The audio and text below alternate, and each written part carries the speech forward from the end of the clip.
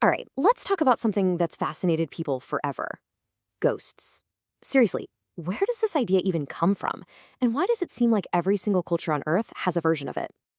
I mean, think about it. This question really gets to the heart of some of our biggest fears and, our biggest curiosities. What happens after we die? Is that it?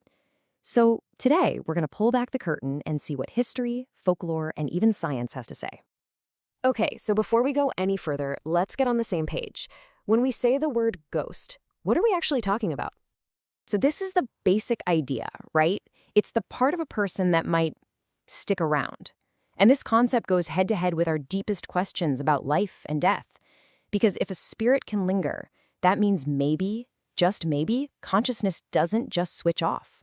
And that is a powerful and, sometimes, let's be honest, a pretty unsettling thought.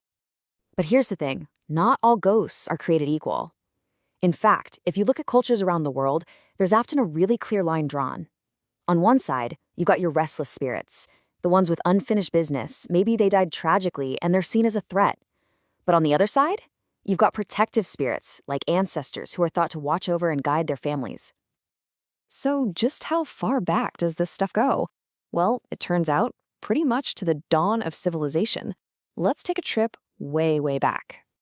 For the ancient Egyptians, the dead weren't just gone. They were on a journey, and you had to perform the right rituals and leave the right offerings to make sure their soul made it to the other side and didn't, stick around and cause problems. The Greeks, they believed spirits hung out near their graves, so they held feasts every year to keep them happy. And the Romans? Oh, they took it a step further. They actually thought you could weaponize ghosts, using curse tablets to send a spirit after your enemies.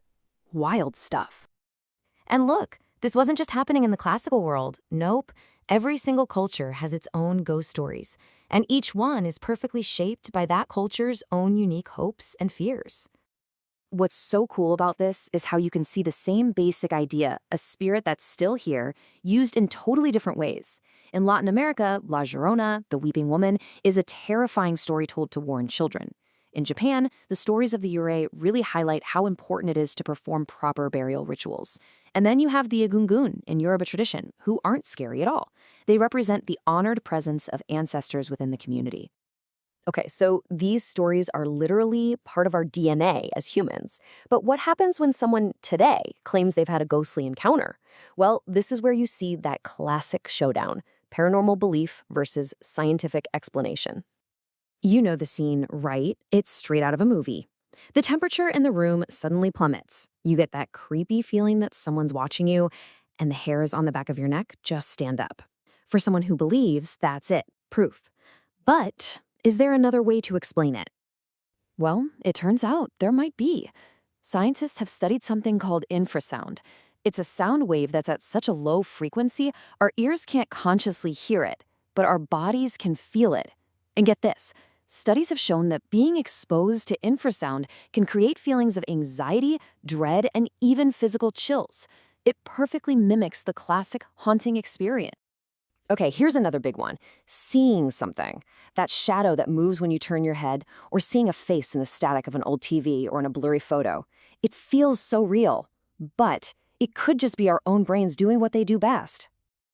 And there's a fantastic word for this: pareidolia. Our brains are absolute pattern-finding machines, especially when it comes to faces. It's a survival thing, It helped our ancestors spot predators in the bushes. The side effect is that we see faces in clouds, in burnt toast, and yeah, maybe in the static on a screen. So what you end up with are these two completely different ways of looking at the exact same experience.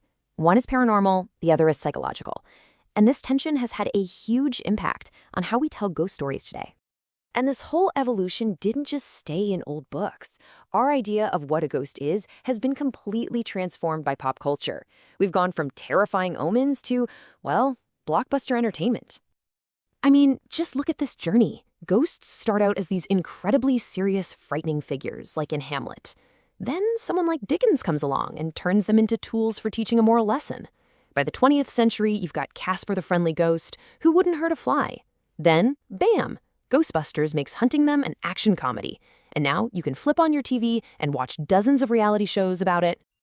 And the result of all this is that our modern idea of a ghost is incredibly flexible. Yeah, horror's still the biggest slice of the pie, for sure, but they're also stars of comedies, romances, and dramas. Ghosts have become these amazing symbols that can represent pretty much any human feeling you can think of. So after all of this, after thousands of years of these stories, what does it all mean? What does our obsession with ghosts really say about us? This quote just nails it. Ghost stories are very rarely just about the dead. They're almost always about the living. Think about all those Victorian ghost stories. They weren't just about a fear of spirits. They were a way for people to talk about their anxieties, about new technology, about shifting morals, about things society just didn't discuss out in the open. And that really brings us to the final big question, doesn't it? When we tell these stories, are we actually trying to peek through a window into what comes next? Or are we just holding up a mirror to look at ourselves, our own fears, our own hopes, and all the things we haven't quite resolved?